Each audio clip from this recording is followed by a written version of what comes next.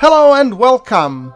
In today's episode we will be helping Val achieve these glorious selfies together while gently gliding in her very own SSTO just gently above the moon's surface with the Kerbal in the background. So, let's get going. In this tutorial or science save, we will be going through all the phases, including the design of our very own SSTO. Yes, this has been a long time in the making, and finally, since we have unlocked all the necessary technologies, we can start building the SSTOs. Until today, they have been just space planes, but never a single stage to orbit. So, we will be covering the building, the flying, the cool selfies, and the return. So strap in, this is gonna be fun. Alright, so first, let's get into the research. First things first, we need to unlock the Rapier engine. Yes, I almost said the Raptor engine. Well, what can you do? I've been watching too much SpaceX for the last couple of months. Anyway, now, speaking of that, we are gonna design our very own SSTO. So first we take the Mark II cockpit because I like them the best, and then we put a small cargo bay. And that cargo bay will contain all the necessary scientific experiments that we will need in order to, collect at least some science going places. Note, at the time of this making this recording, I had no idea where I'm gonna go with the actual plane, but I thought it would be cool just to make an SSTO and then launch it to the orbit at least. Yeah, little did I know that we will be going all the way to the moon. That kind of depends on the delta V you have, the capabilities you have, and yeah, your flying skills, I guess. Okay, so we're gonna put some monoprop as well, because we want it to be able to maneuver. One of the pillars of us getting there will be some, components. Okay, let's actually put it like, hold on. Now, big fuel tank? Yep, that looks about right. Alright, nah, I think it's too big. I'm gonna go like this. So my whole point is that in the middle I will have two Nervas, so that's why I'm just using the liquid fuel and nothing else. And now I'm gonna put the engines with the rocket fuel that will be feeding my Rapiers. Yeah. Okay, we put it at a 90-degree angle. There we go. And I fully intend to put like 4 Rapiers. Where is this? There we go. Then I need some air intakes. And I'm gonna use the shock cone intakes. Those have been giving the best performance when, going hypersonic. Alright, put them down, I need them to be level. Take them a little bit outside so they don't clip into the plane too much. There we go. Alright, put them back so that, center of lift, center of mass and all that jazz is in place. Okay, rearrange the staging. I mean, technically it is a single stage to orbit, but I will have multiple stages just to accidentally prevent from triggering various components. Now, yeah, let me see, what do we have? We have winglets, or structural wing, that is. I'm gonna place those here. And I was initially thinking of I'm gonna go with something like X-Wing, but actually I think it might be too long of a stretch. Ooh, these don't align well. Okay, then I'm gonna move this guy here. I'm gonna move this guy here, and hold on. Yeah, there we go. Now it's aligned, and now I want to place this. So is everything aligned now? Let's see. I want to rotate this and put it in the middle. So I'm gonna take you and I'm gonna place you here. There we go. Now it looks the way I want it to. Now let's put it a little bit back. Let's put this guy, we move it up front. I need my wings to be very nice and, well designed. There we go, much better. Alright, winglets or canards in front. And those are like the whole tail fins, so those are big ass canards. Alright, there we go. Good. I need some control authority, so there we go. Flight surfaces. Liquid fuel, oxidizer, and all that jazz. Alright, there we go. Just checking some final checks. Liquid fuel, I'm checking where my center of mass and center of lift will be once I actually put everything. They're actually surprisingly close together when everything in the fuel is drained, so that might create actually some problems on the reentry. Let's hope not. I mean, ultimately you want your aircraft to be aerodynamically stable when re-entering into orbit, so let's hope that that will happen. Let's sink this a little bit in. Normally I don't clip things in, this is just one way of me, you know, not having to build a whole other... Okay, let's take this guy, and I'm gonna add a little bit more monoprop. There we go. Okay, let's put in the RCS thrusters. Remember, this is an SSTO, so this needs to be able to dock with the space station that we have built in the previous episode. For those of you that haven't checked that episode, there will be a link in the card above.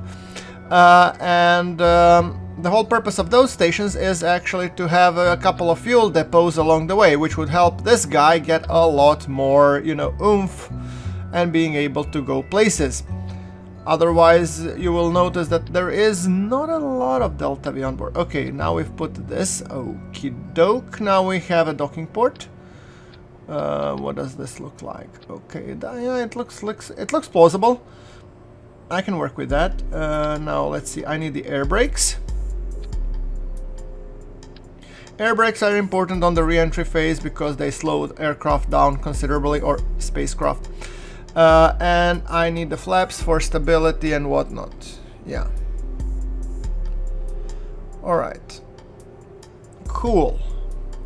I think that looks pretty nice. Okay, so I need a landing gear, and I'm gonna place the medium landing gear. One I'm gonna be placing here, and another two I'll need to sink in, otherwise, you know, my spaceplane will be, you know, sort of like angled like a Top Thrill dragster from Six Flags Magic Mountain or something. Okay, so a little bit further down, there we go. The landing gear needs to be slightly behind the center of mass to provide a pivot point around which it will climb. My thrust to weight is above 1, which is good. I mean, for an SSTO it doesn't need to be above 1, but it's still very nice to have it. Antenna, solar panels, I think that's good enough. Let's see, what do we have here? Okie doke, let's rearrange the staging. So first, number 1, I want to switch modes for all the rapiers. Custom 2, I want to be able to control the shock cone intakes. Number 3 is the Nervas, and number 4 are turning on and off rapiers in case they go, you know, bye-bye. 5 is the cargo bay, 6 is the docking port, 7 would be the solar panel and the antenna. 10 would be the air brakes. I usually go from the rear because those are tricky if you don't know which one it is. Then 9 will toggle the deploy on the elevons, and then the 8 will be these guys. So I want to be able to control them individually and separately from each other because I might need some control authority. So now it's all about disabling yaw on the vertical control, on the horizontal control surfaces, and disabling pitch and roll on the vertical ones. There we go. I don't know about you, but I think that looks actually kind of cool. So I'm just checking that we have everything. I was thinking of putting on an action group the science, but I think I'm gonna hold on that one. So I'm putting a lot of radial parachutes, and I call this my, you know, launch abort system. It's actually not a launch abort, it's just, let's call it a safety net, shall we? I mean, they don't introduce too much weight, so let's put Valentina and Bob. Alright. Igniting, oops, not the Nervas, the rapiers, you silly. Alright. There we go, taking off. Well, that looks easy enough. Valentina and Bob, how are you feeling, guys? Oh, look at that. I really love the beautiful Delta Wing aesthetic. I mean, I really think that this SSTO goes with it.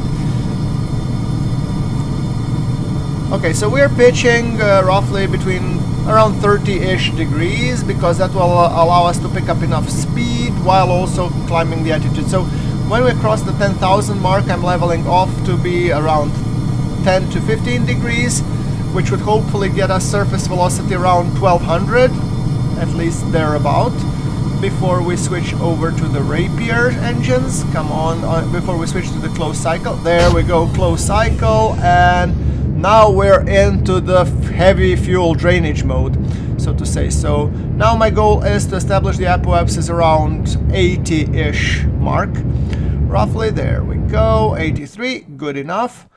And now we need to go with the apoapsis and make sure that we can circularize. Oh, and look at that. The station, which is the other one, is also supposed to get there. So, okay, as you can tell now, we are engaging our nervus, and that will actually help us to reach the orbit, which is kind of nice. Let's set the station as a target. There we go, look at that. Beautiful. So the burn time is, they say 12 seconds. I think it takes a little bit longer than that. I think that this better burn time section gets a little bit confused. But okay. So, what do we have to work here? This is our apoapsis. And let's see if we can make an encounter right here, right now, with the station.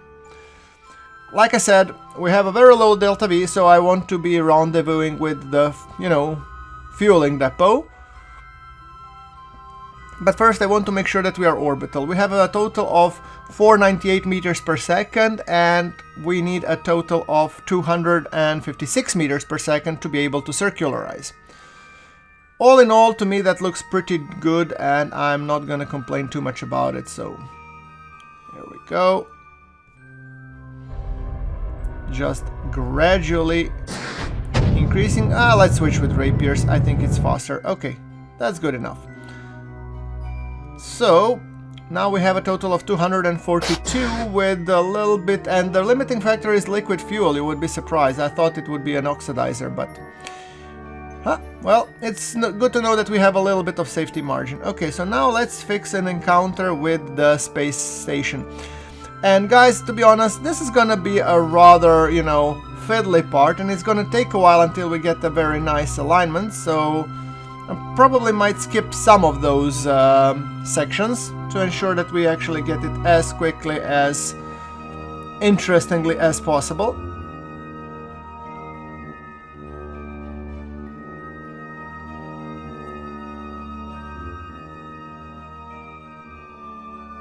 One thing that I didn't notice, which I'm actually confused, is that my station did not actually show, and it wasn't highlighted, which is kind of weird, I think.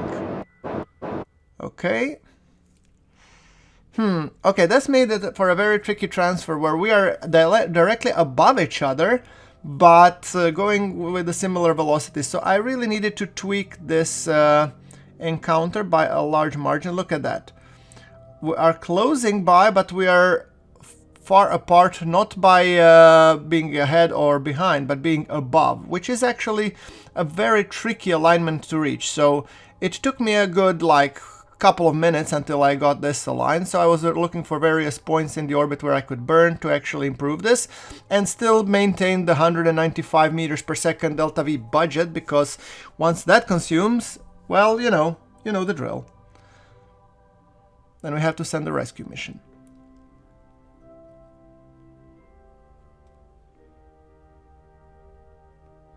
Alright, that puts us at a 6.5 kilometer separation. So let's get closer, and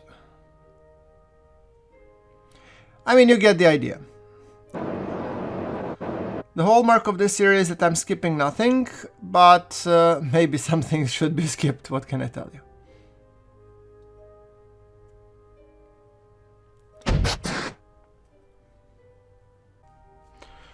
Okay, so we are lining up for that final rendezvous.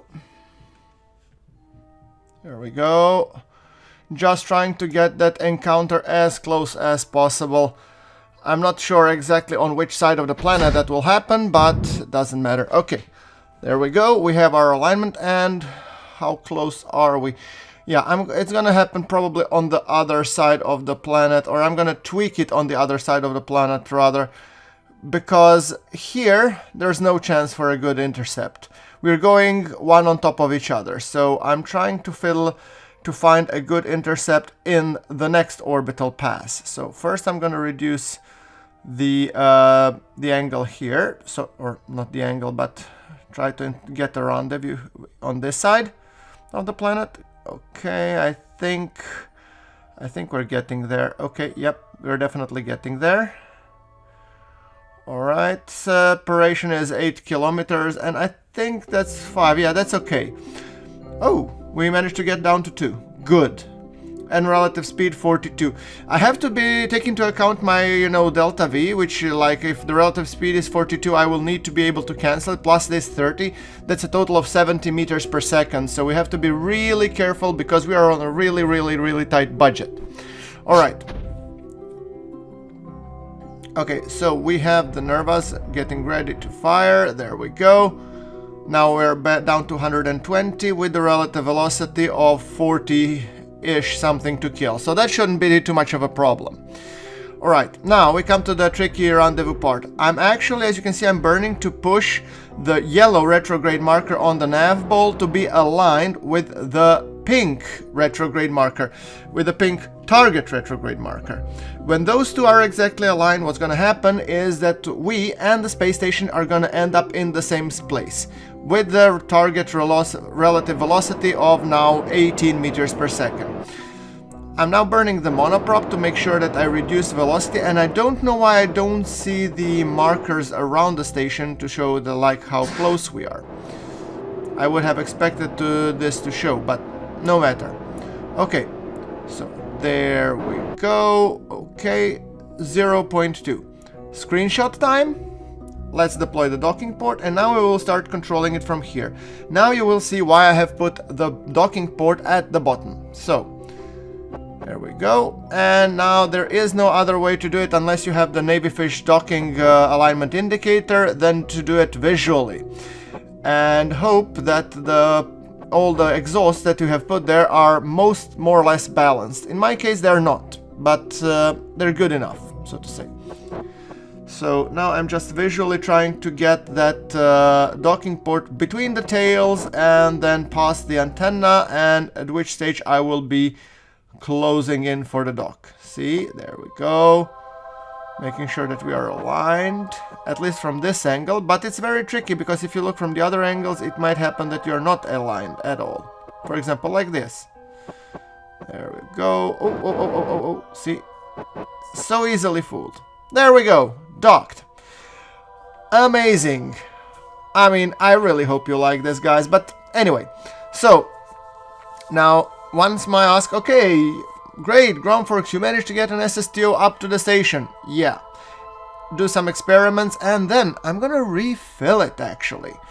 So the whole purpose with putting up this gas station, apart from taking a very, very cool selfies with Val, well, obviously, is to actually be able to go other places with an SSTO, because SSTO only has delta V to orbit. However, we no longer need oxidizer, but if we manage to load it up with a little bit of liquid fuel, we can use our Nervas to get pretty much anywhere. And that's exactly what we're gonna do. So, Val, get back in and get ready for the refueling process. Alright, so, the refueling process is normally something that I'd skip, but I thought I'd want to show you. So, what you do is that you want to right-click on the two tanks, I think while holding, what was it, control or something, and then you just say, okay, I want the fuel to flow in to the Mark II liquid fuel fuselage short from the Rockomac tanks, and then you just press the in or the out, depending on the place where you're pressing it. So there is a little bit of oxidizer, and I'm gonna leave it just in case I really need it, but other than that, I think we'll be good. So, there we go. Now the whole process of refueling, making sure that our spacecraft has enough fuel to be able to go, let's say, eject to the moon, do some cool selfies, fly by. We're not gonna land on the moon, by the way, and then we're gonna go back. Alright. And I don't need to fill in all the tanks. I just want to get roughly 1,200 delta V, because for a flyby we don't need that much. If we were to go to orbit and land, yes, then we'll need a lot more delta V, but this way And don't forget to fill those monoprop tanks. They're kind of important if you want to ever get, you know, again the alignment or whatnot. So, yeah. Alright.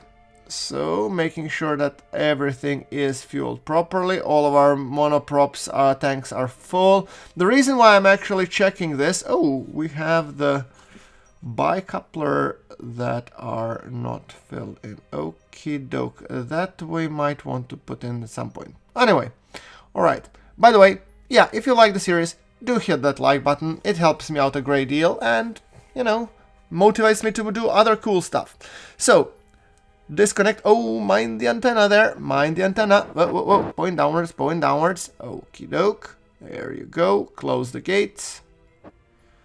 There we go. Close the docking port. And we're gonna move gently this way, just to get out of the... Let's control from the cabin again. Look at that. Hello and bye-bye. Okay, time to plan the ejection burn to the moon. Let's set it as a target. And let's see if we can get a nice encounter. That also gives us a return trajectory. I really do not want to go too far out. We have a total of almost 2000 delta V, which is, I mean, phenomenal. This was also, the purpose of this was to test how much I can have with this craft. And I'm thinking I've only tanked the liquid fuel tanks up to, let's say 60%. So with like full tanks, I could probably have up to 2,500 meters per second, which would be even enough to get us maybe to Duna and whatnot. So yeah, whether it would help us return, I don't know, which means we would need to have, wherever we go, we would need another fueling station in orbit, of course. 843 meters per second to eject to the moon, and we'll start burning right about now. It's funny how it says, okay, you'll be burning first stage and then you're gonna go to the 0 stage. What is the 0 stage? The parachutes? Yep, this game. You just gotta love it. Right. Anyway, we are burning and everything looks good.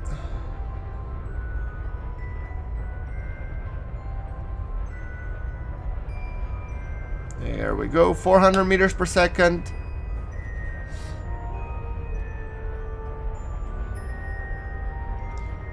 380.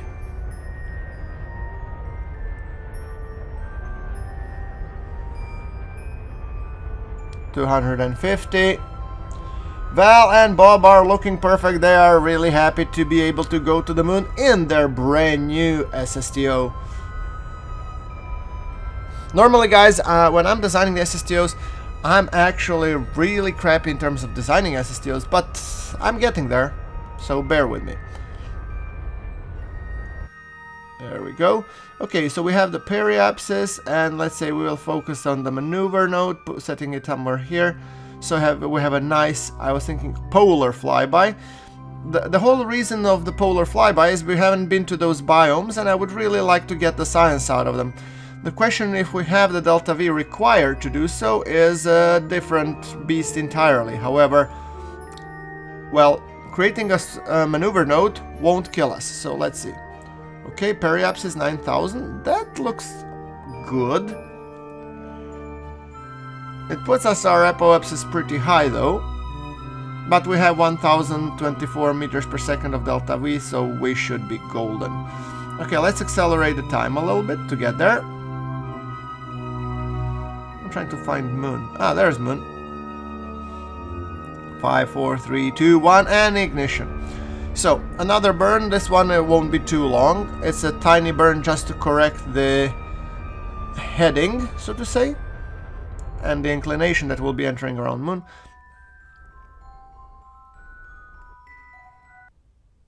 Okay, that will hopefully fling us around the moon's poles and help us get some science out of it. Bye bye, Kerbal. We'll be back shortly.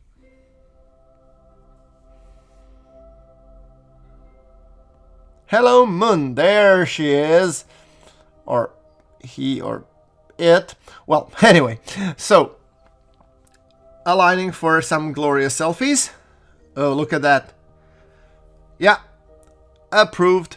All right, so there we go. Let's do some science. We are now in the lowlands of high. Let's just see if we can get some. I think gravioli we could get. So yeah, we're gonna pick up the data. We're gonna get more, and let's continue.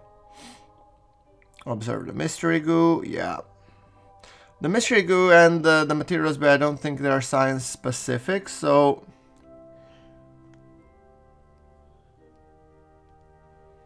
okay, I'm gonna put the gravioli and experiment storage unit and see how it goes.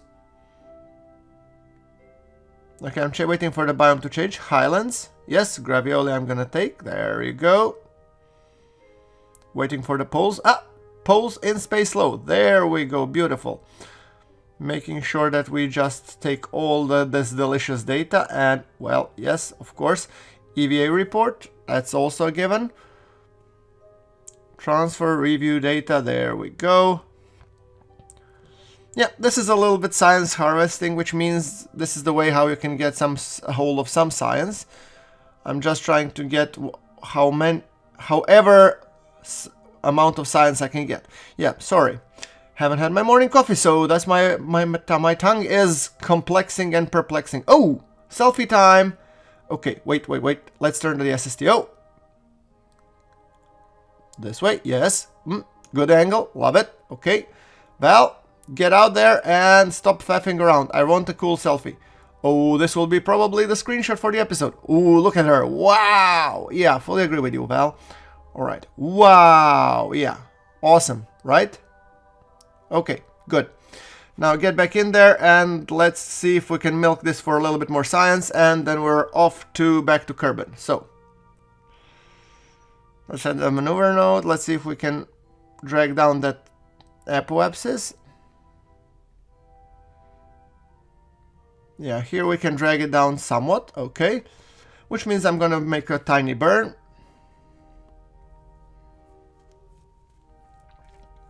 There we go. Burn will be in 3 minutes. Really nice backdrop there.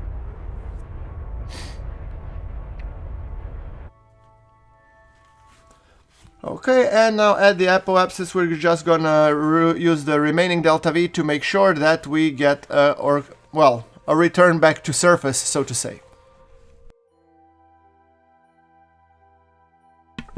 So, time to go back to Kerbal. Oh, look at that. Beauty. Okay, well, another cool selfie, please.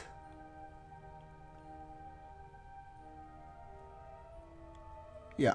Apparently, as we're going down, the angle isn't as cool as the initial one. Never mind, we're gonna take what we can get. Alright. There we go. Let's remove the experiments and let's go for another spin around Kerbal. Let's point the maneuver prograde so we don't forget about it. And the maneuver is gonna happen in 9 days, so we're gonna go very high. There we go, and let's burn. The goal of this is to bring the periapsis of the Kerbal really down, but not too much down. So, I mean, it should be in atmosphere to perform the aero brake, but not too low in the atmosphere, hopefully. Let's say we're 99, and what I plan to do now is, at the periapsis, I'm gonna burn as much as I can to even reduce that periapsis further.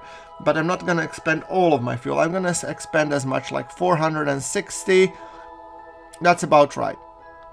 Because if we were entering into the, now in the atmosphere, we would be going screamingly fast, and probably a lot of things would blow up. So my goal is first to reduce my orbital velocity and then dip into the atmosphere.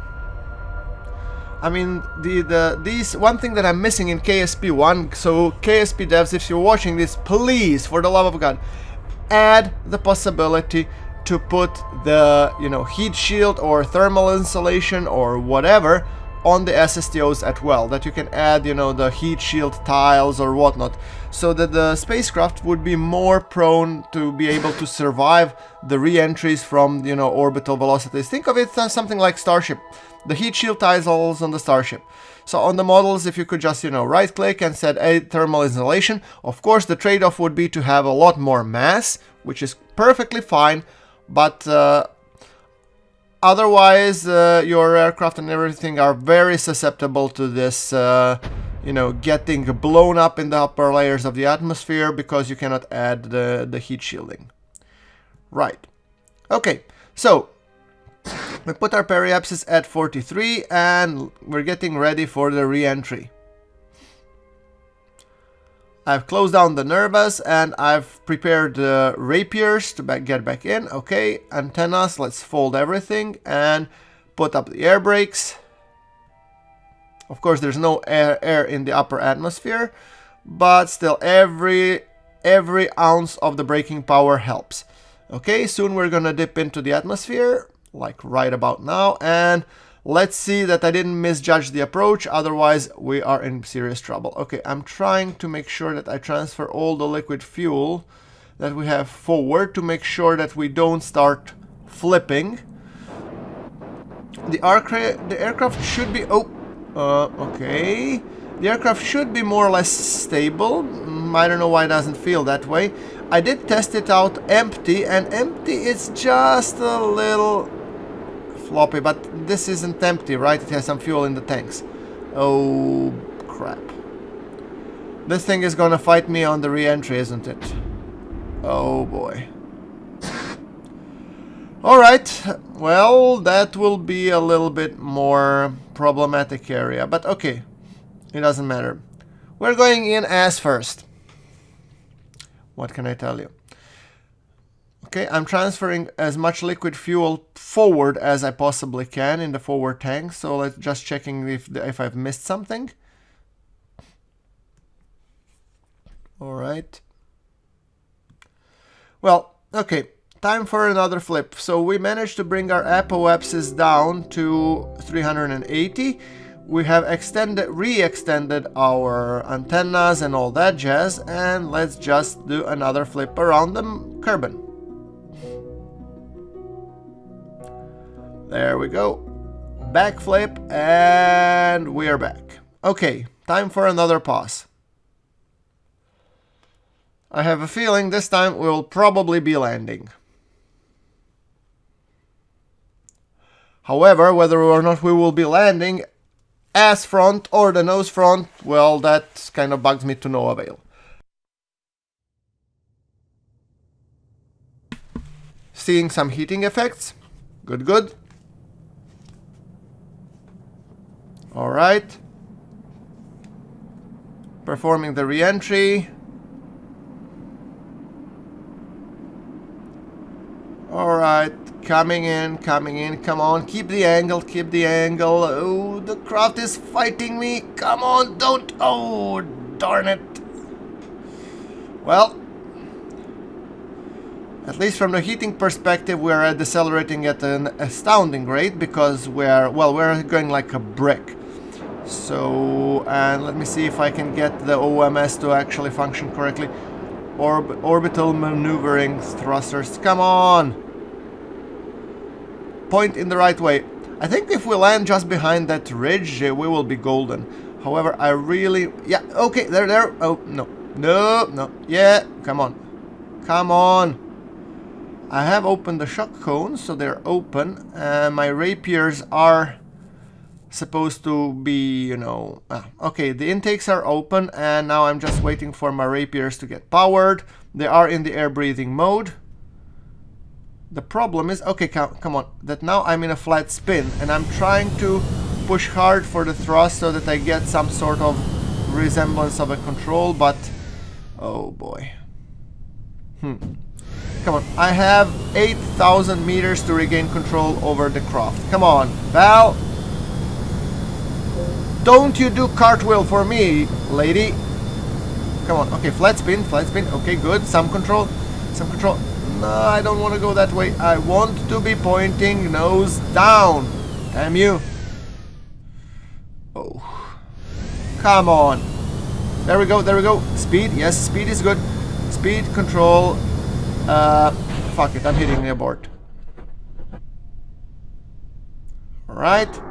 Sorry. Well, I'm thinking this is another way how you can really land. And that's why good that I have an abort system on my spaceplane. Did I say that this is a vertical landing? It's not a VTOL because it doesn't take off vertically, but it can land vertically, as you can see, although not by its own power. There we go. Okay, well, if that's not a Kerbal landing, then I don't know what is. Okay, guys, so here we have it. Hope you liked the episode, and I'll see you in the next one.